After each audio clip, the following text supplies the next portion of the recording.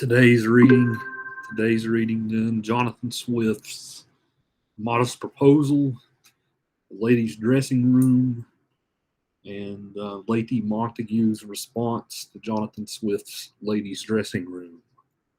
So I'm really excited for this class today. I was reading your guys' discussion boards before class, and yeah, there's some good stuff there. You guys are doing great on your discussion boards. I'm seeing a lot of detail, seeing a lot of personality in those discussion boards. So I wrote down everybody's comments.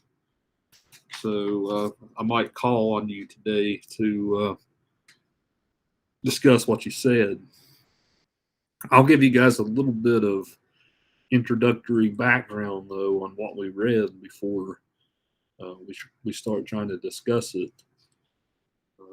So Jonathan Swift was a writer in the early part of the 1700s. So technically, he probably is more of a writer for the end of World Literature I instead of World Literature II. But he's kind of on that fine line where you could teach him in either course. I figured he would be a good way to end our unit on the Enlightenment, because again, he's sort of one of these first Enlightenment thinkers, and we've been talking a lot in class about like what are the limits of the Enlightenment. I think Swift kind of shows us what the limits are with his essay. The essay is absurd, right? It's meant to be weird and dark and all this stuff, but logical at the same time. So yeah, I'm definitely going to be interested to hear what you guys have to say about it. As I was reading your guys' posts, I think some of you guys,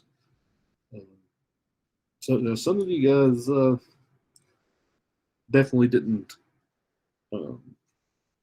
think Swift was that funny of a guy. Maybe his jokes and whatnot have aged. I'm definitely going to be interested to pick some of your guys' brains on that today. But to give you a little bit of background on the man himself, he was an Irish writer. So whenever he's talking in A Modest Proposal about eating babies in Ireland, right? Eating children, he's kind of being a little tongue in cheek because he himself was Irish. I don't know how much you guys know about English Irish history, but if you guys take a course on like English history, you'll learn that there's never been any love lost between the English and the Irish. For several centuries, there's been a ton of conflict, and there's still a ton of conflict between the two even today. The early 1600s is when King James from Scotland, King James I, who actually commissioned the translation of the Bible, right, King James Version, he united all of England into the United Kingdom. So England, Scotland, and Ireland. Ireland never wanted to be part of the United Kingdom. So that has caused a lot of bloodshed over the years. It's still going on to this day. And I talked to you guys the other day about the Protestant Reformation a little bit, Roman Catholicism versus Protestants. The Irish have traditionally, not all Irish, but traditionally the Irish have been Roman Catholic, whereas the rest of England is Protestant. So a lot of the reasons why the two nations have never gotten along is because of religion. Now Swift Swift was a priest. He was a priest in the Church of England. More church history stuff for you guys because it's relevant to our writer. But in the 1600s, no, actually the 1500s, that's when England broke off from the Catholic Church. They were one of the first people to do it. The reason being, King Henry VIII, you guys probably all know King Henry VIII, the king with multiple wives, right? He wanted to have an heir.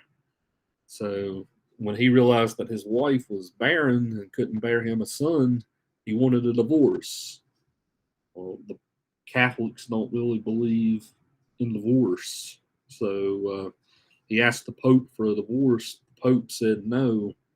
So King Henry VIII was like, I'm going to found my own church.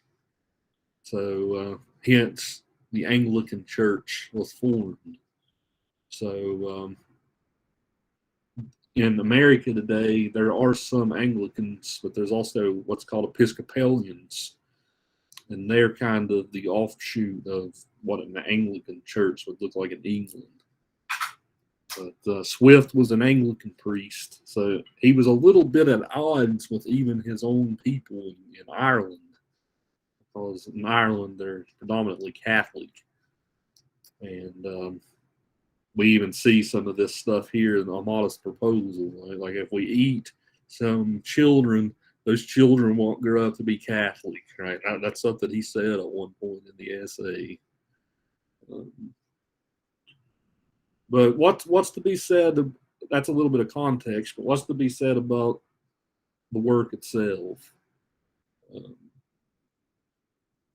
This is what's called satire. This is just like with Molière, right? Molière's work was satire. It's meant to rebuke. Satire is a form of humor that's meant to sort of draw some laughs, but it's also a form of humor meant to rebuke. Right? It's got that function. You're not just out to just get a laugh and move on with your life. It's a little bit of a darker form of humor, right? That's meant to especially call out stuff going on in your society. There's two forms of satire. So the origins of satire go all the way back to ancient Rome. But in ancient Rome, there was a famous satirist named Horace. He invented what's called Horatian satire. That's more of like a light-hearted form of satire. Like we could probably point to as many examples even on with like TV shows and stuff today. Stuff like I don't know, Seinfeld, right? That's Seinfeld would be kind of like a Horatian satire, right? It's meant to get some laughs, but it's not really meant to call out injustices in the world and stuff. There's also a form of satire called Juvenalian satire, and that's what this is. Juvenalian satire. It's spelled Juven.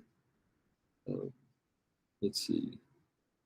ALIN, Juvenalian satire. And that's the form of satire that's meant to be dark.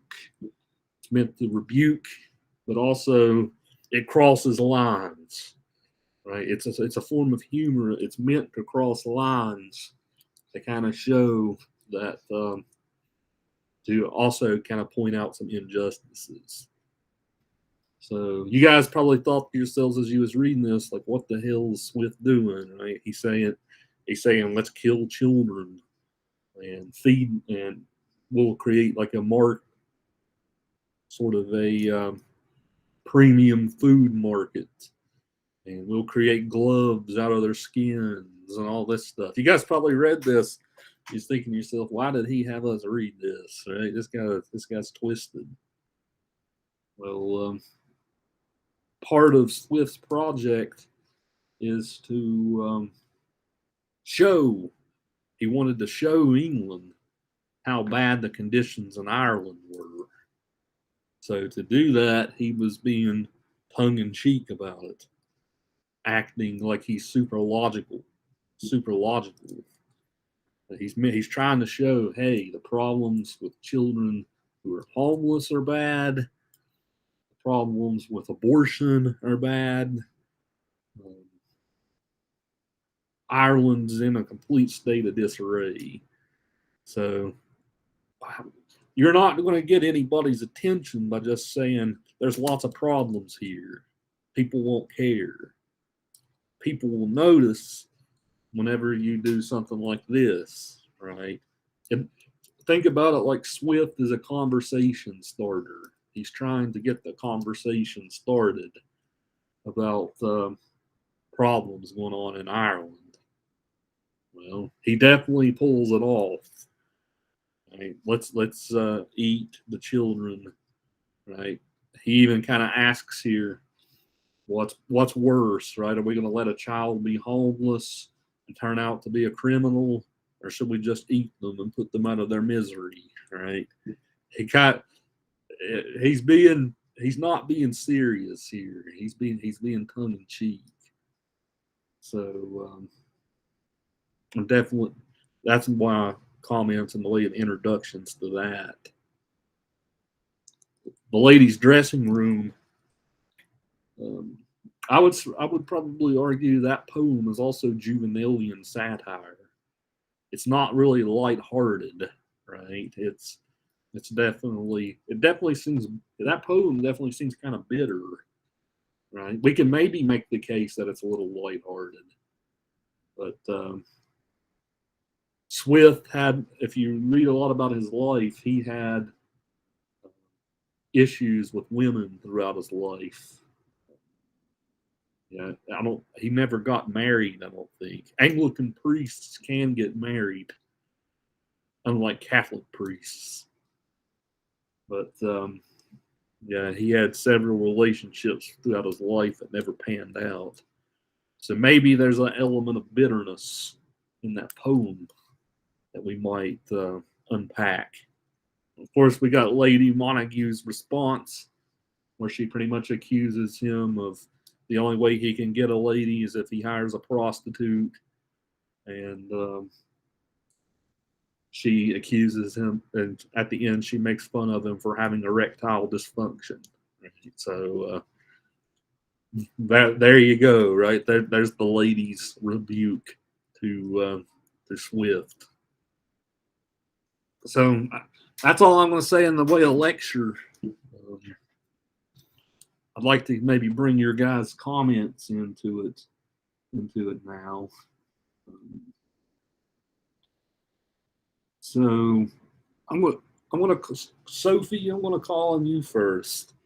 Whenever you wrote your discussion posts, you were definitely kind of turned off by Jonathan Swift's modest proposal, right? You definitely kind of were a little repulsed by his ideas, right? After you tell us why. Maybe like, did what I just say maybe change your mind any? Yeah, I thought it was a little crazy how he took that concept and made it sound reasonable with the problems they were facing, I guess. Right. Like the famine and the stealing and the begging. But yeah, he took something crazy and turned it into sounding like it was normal. Right. That's a tough task to pull off, right? Yeah. Yeah, taking something crazy.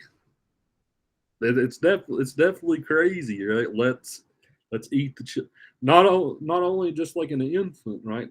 He wants to raise them until they're like 12 or 13, and even then, um, eating them and stuff. So yeah, he's taking something extreme and trying to pass it off as normal, right? That was an interesting technique on his part. Um, Sarah, you wrote something similar to Sophie there. You seemed like you were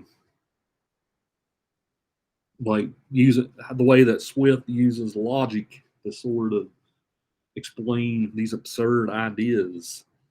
Right? You want to kind of bring your discussion into this? Tell us what you wrote about.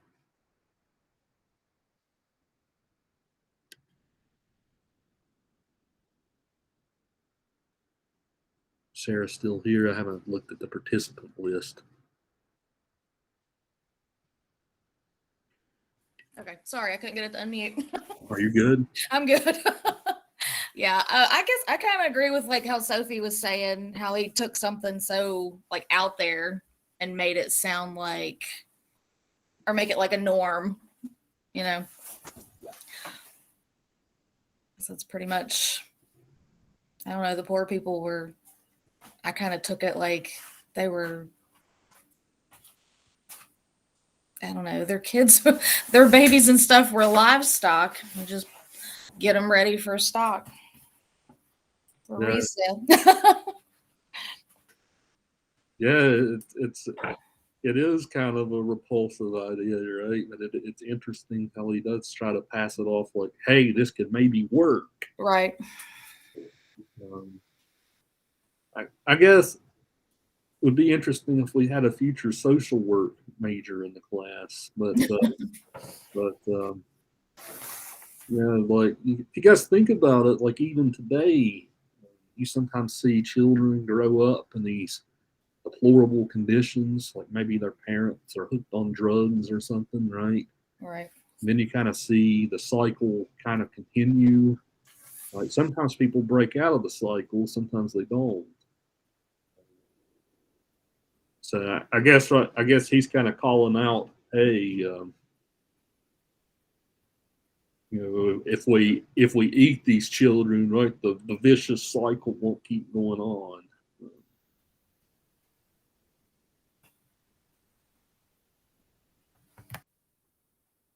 Yeah, that's a pretty crazy idea, right?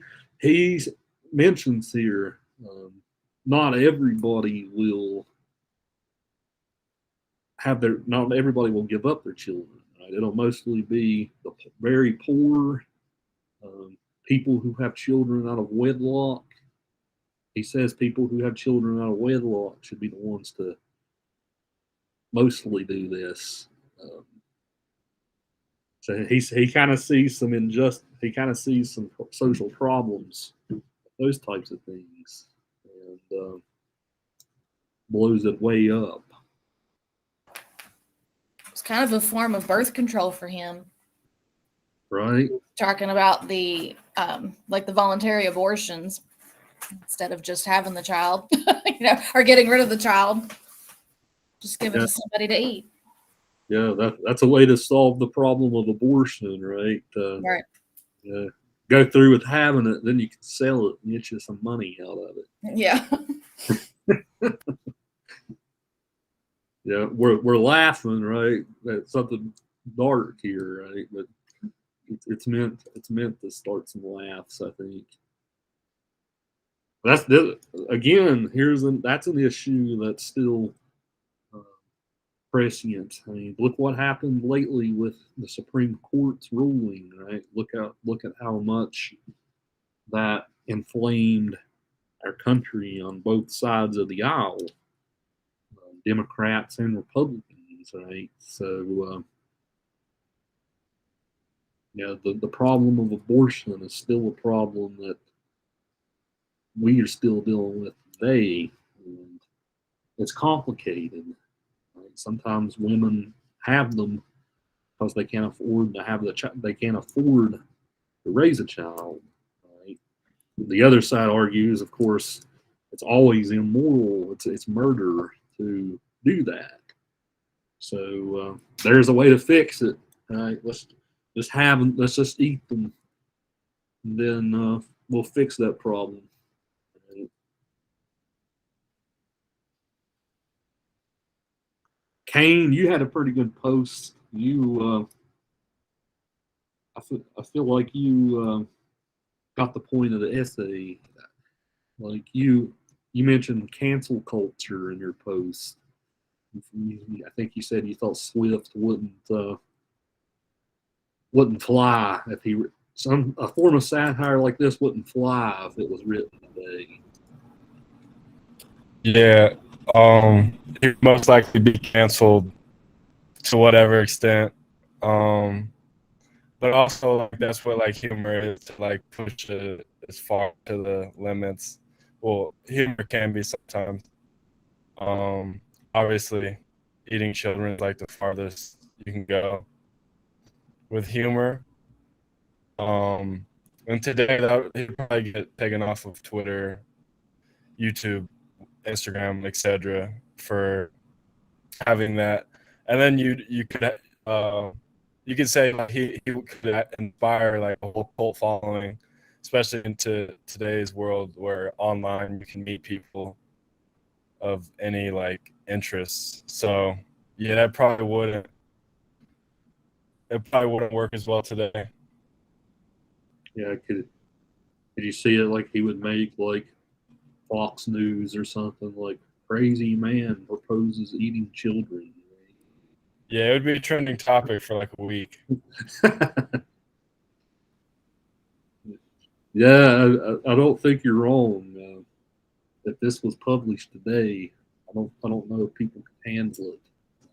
People barely did back then. If you tried it today, people wouldn't see the humor. No. Get it, I don't think.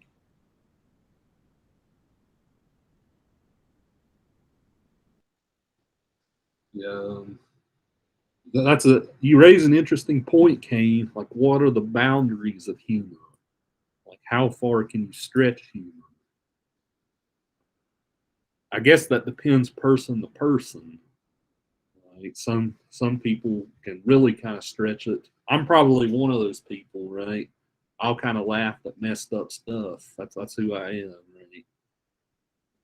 I have a real dark sense of humor, dry sense of humor, but some people like you can't stretch it very far, and that's fine too, right? I think humor is definitely kind of a subjective thing.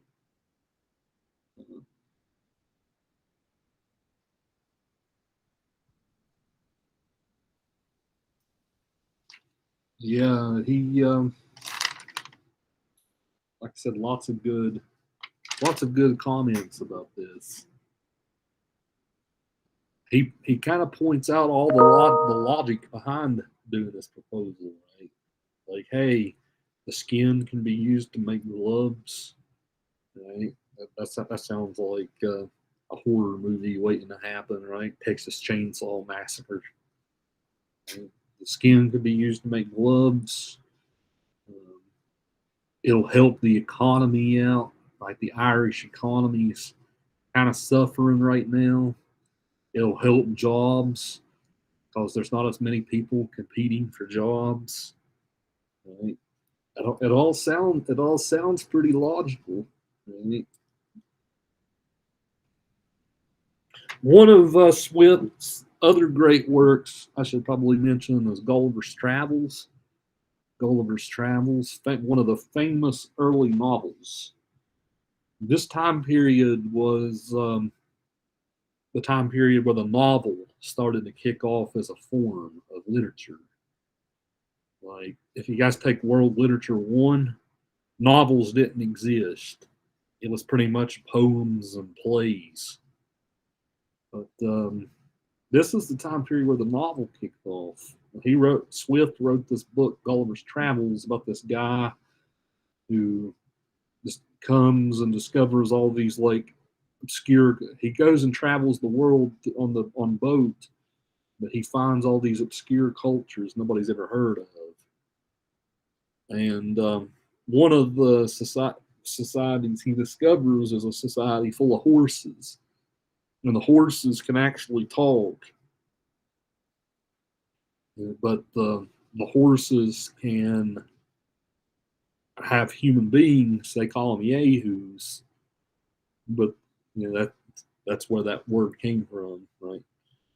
But the horses treat the human beings like livestock, so that's a real early form of satire, right? He's meant to kind of show that whole story is meant to kind of show like cold logic. There's limits to it. Here's his cold logic in Modest Proposal. Like the horses in Gulliver's Travels were kind of like that too. Like they treated human beings like we were livestock, and we're not, right? So he's aware of what he's doing here. I mean, he's aware. He's using cold logic to kind of show how absurd you can kind of bend and stretch logic.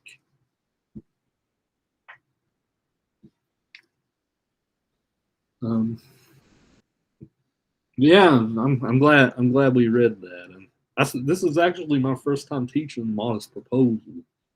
I've taught the poems, and I've taught Gulliver before. This is my first time doing Modest Proposal, so I think you guys got it.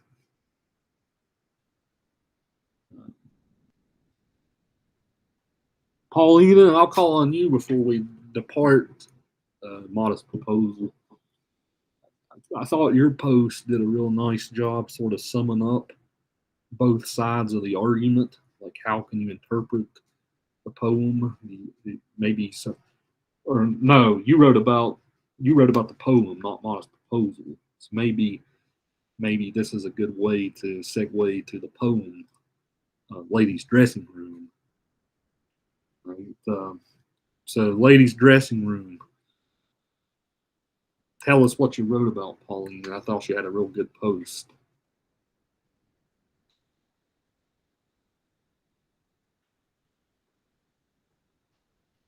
Thought I saw her here.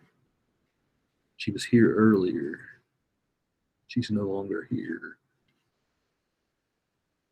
She wrote a really good post, but to kind of segue over into it, the ladies' dressing rooms, of course, about the age-old joke. Women take too long to get ready, and again, this seems like a very bitter form of satire. I don't think Swift's being too lighthearted here, but women take too long to get ready. So he does. You can read this in a couple of different ways, I think. Like, you can read it like he's being completely misogynistic and woman hating. Some of you guys, I think, read it that way. I'll get your opinions in a second. But you can read it like that. You can read it as maybe he's trying to demystify myths about women. Like, women are seen as being, like, one of you guys had a really good post. But women are supposed to be like perfect all the time. Right? So one way you can look at the poem, the character Strephon, right? He's kind of clueless, so he thinks women are perfect. Like, so when he goes in the dressing room, it kind of busts the myth. Right? Women are human beings just like everybody else. Like the famous line at the end of the poem, Celia shits. Right? Like, this guy was so oblivious that he wouldn't dare think that a woman would go to the bathroom. Right? Maybe that kind of attitude still exists today, right? So I'm definitely eager to see what you guys thought about this one. Let's see. Ethan, if you have your mic turned on, you had a great response to Ladies' Dressing Room. You were kind of taken aback by it. You didn't think it was amusing in any way. You want to explain your thoughts? Yeah, when I was reading it, I just thought he was kind of weird because he was just talking about like smelling the stuff and what he smelled and then all the things he saw. But I mean, after seeing your like response to my post, I mean, I could definitely see that he was trying to like show that women and men aren't so different, and that they were just seeing women as like the perfect beings. But in this post, it showed that they weren't. Well, that I responded to that, right? But that doesn't mean your first point was wrong, right? Maybe the poem is kind of rude, off-putting. Right? Yeah, well, I definitely don't think it was nice in any way. I mean, I really think some of the descriptions were pretty rude. Yeah, you mentioned the woman's just trying to have good hygiene, right? So you're gonna make fun of her for just trying to have good hygiene, right? What's wrong with you? Like, if Yeah, she, I mean, she was just trying to clean up and just have this guy come in there and just bash her for it. right? Yeah, you had a good point. I think that's one reason why Lady Montague responds so harshly to it. It's because it would only us men could write something like that, right? She kind of puts him in his place. It's the first diss track, right? It's like today when like hip rappers will diss each other, right? She definitely dissed them.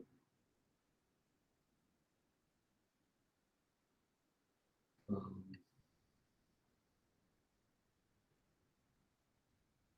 let's see. I had several of the rest of you write about. Hannah, you're here. I think you kind of agreed with Ethan. You were a little taken aback by the poem. Yeah, I thought, like, yeah, I definitely agree with Ethan. Like, I thought the whole tone of the poem and like what he was trying to get at was just very rude and just absurd. How so would you say? Just the way like he was like describing the dressing room, like he like I guess like he thought that he wasn't expecting what he saw, and I just thought that was absolutely crazy because she like did all this work to like get dressed up just to look good, and then like he was like making fun of her for it. Right? Yeah, kind definitely off-putting, right? Yeah. Yeah, I guess to kind of visualize like what that dressing room would look like in the 1700s. Makeup was a little bit different back then. Like makeup back then was mostly made out of lead, so that sounds awful, right? Like makeup made out of lead, but yeah, this was the time period where makeup was actually starting to become a thing. So lead makeup definitely would look kind of grimy, right? If it was smeared all over the place, maybe in the room. Oftentimes, um, anytime during this time period, makeup's mentioned. Usually, it's in conjunction with prostitutes, because the prostitutes would wear makeup to cover their boils from having syphilis. Right? So, yeah, makeup kind of definitely has a bad rap at this time period because it was mostly them who wore it to cover up their boils on their face from syphilis. So, fun facts that you learn in a class like this, I guess. Back then, they didn't have antibiotics to counter the syphilis.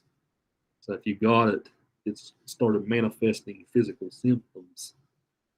So yeah, that's one reason why makeup has a bad rap.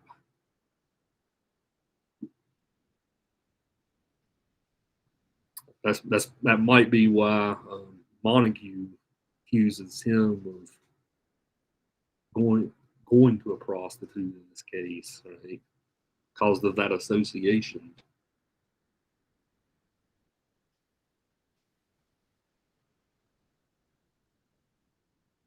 Abigail. See, Abigail's here, right? Did she? Yeah, Abigail, you have anything to add here? Because I thought you had a good post about ladies' dressing room too. I just thought it was like really weird how we describe things, and I don't know. I found it very misogynist though. Right.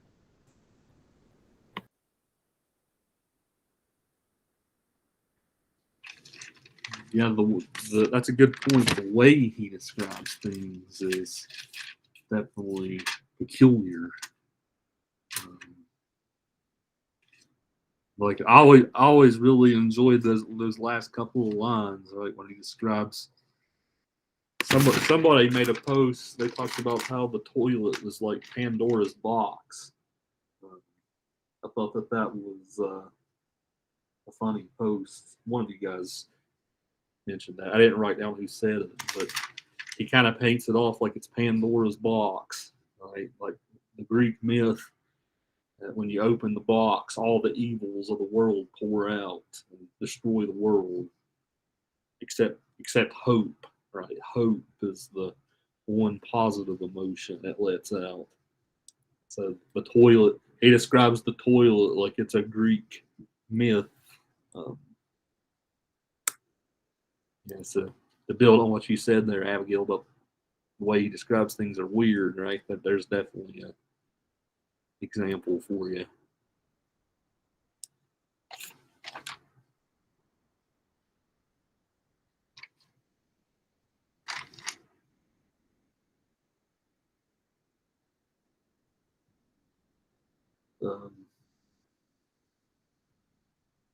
Let's see. We can kind of segue over to talking about the diss from Lady Montague. Dustin, you had a good post about that. Like you think that poem in response, that's what grabbed your attention. Yeah, I just found that one was much more funny than Swift's, because it just took like every point he made and just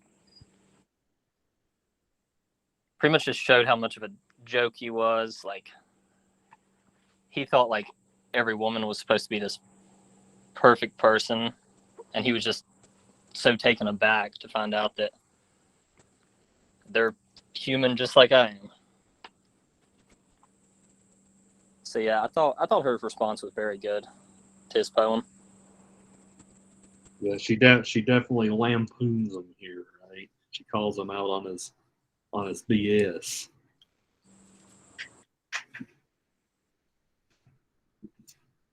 Yeah, I thought the whole erectile dysfunction part was pretty funny, because I guess Swift wrote this when he was up in the 60s.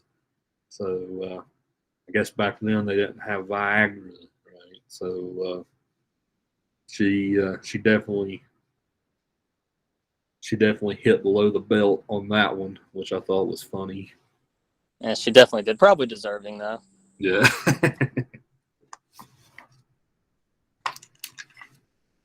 She talks about she makes a mention of his priestly garments at one point, because he was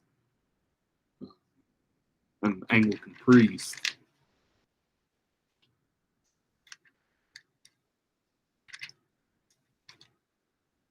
And then the best part, I think, is when she shows how absurd he is, because she kind of insults him. He's like, okay, I'm not going to pay you for your services now, right? So she kind of paints him as being petty in that scenario too. I think the only thing that Swift said that I actually found funny was probably, I think it was in the first paragraph, about a woman taking 5 hours to get ready. Which, right. That's only because my mother, she had 3 boys. It would take us 10 minutes to get ready, and she would do her hair. I did find that funny just because I related to it. But other than that, the rest was, it was a little disturbing. Yeah, that's an age-old joke that still goes on, right? Like, how many of us guys have gone on a date with a girl, right? And you're kind of sitting there waiting for an hour till she comes out for the date. Right? So, I feel like that's changed a little bit too now, just because. I mean, my roommate kind of has long hair. I think he's more obsessed with his hair than I've ever seen any girl obsessed with theirs. yeah, But yeah, it's definitely been a long time running joke. he's lucky there. I wished I had some hair to be obsessive over. I don't really like dealing with it. Yeah, being bald has its benefits. I don't have to worry about that in the morning.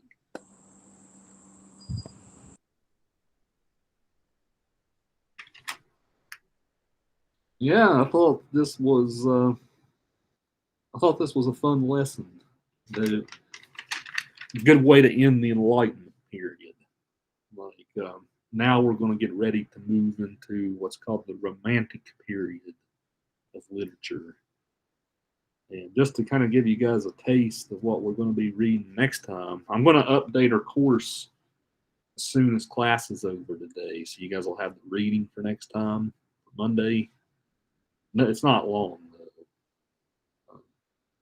So next week, you guys are going to read a couple of essays from some American writers about how do we live our lives, how do we become more in tune with nature, how can we be self-reliant, and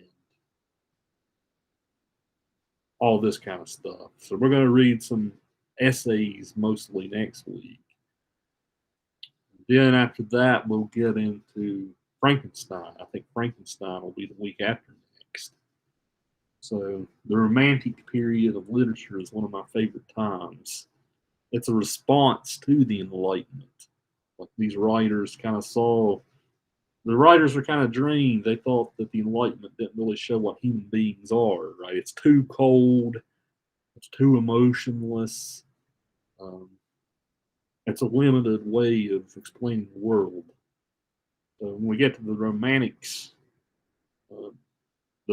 I'm actually kind of throwing things in reverse order because the American Romantics came much later than the European Romantics.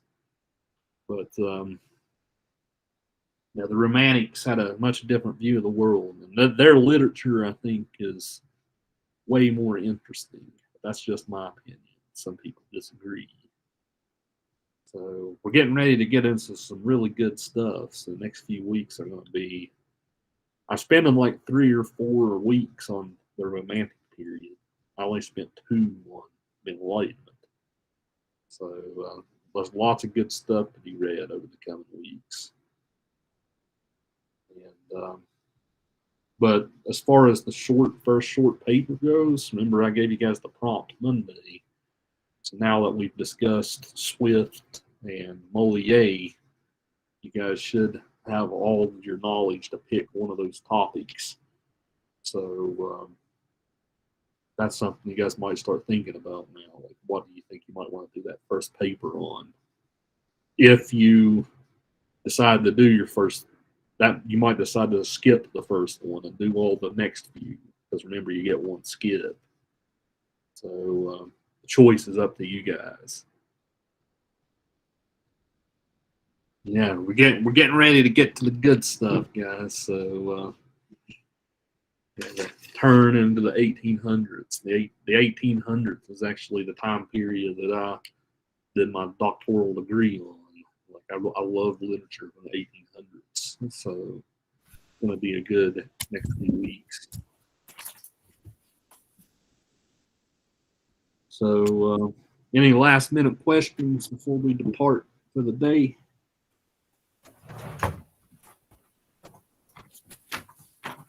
Right. So what do you mean by skip? So like we could just pick whichever essay we want to not do, you mean? Yeah, I think I give 3. I think it's 3 that I give you guys. 3. It's either 3 or 4 short papers. And I'd have to look at the syllabus again to see how many I gave you. But I'll pull it up real quick, just so I don't tell you anything wrong. But yeah, you do get to skip one of them. There'll be three. There's 3 papers in the course before the research paper. You only got to do 2 of them. Okay, So if you do skip this one, you'll have to do the next 2. for sure. Okay. Okay, thank you. Well, that's a good question. Yeah, I do that to kind of space my grading out. That's the main reason why I do that. Plus, if you didn't really like a particular subject, maybe you'll like the next couple.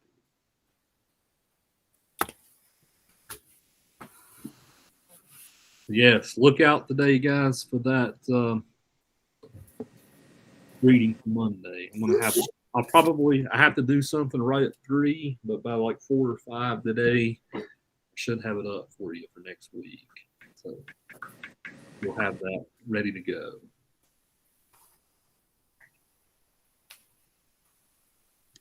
All right, guys. I'll see you next Monday. Have a great weekend. I have another question. Okay. So say if we skip this week, this essay, right? Right. But we don't like the other essay that's coming up. Right? So if we don't like the other essay more, so say if I don't like the other essay more, but you said that I got to pick 2. So can I go back to this essay to do it, and would it count as a full grade? I don't see any harm in that. So let's say you do decide to exercise your skip, and later you're like, I didn't really like Frankenstein or something, right? Mm-hmm. Like, I don't see any harm in that. So, yeah, I would allow that. Okay, because I was just trying to make it make sense in my head. Because what if I don't like the last essay? I might not like this one, but I know more context on this one, you know? Right. So I was just seeing. Yeah, I don't see any harm in that. All right. Thank you. Have a nice day. You too.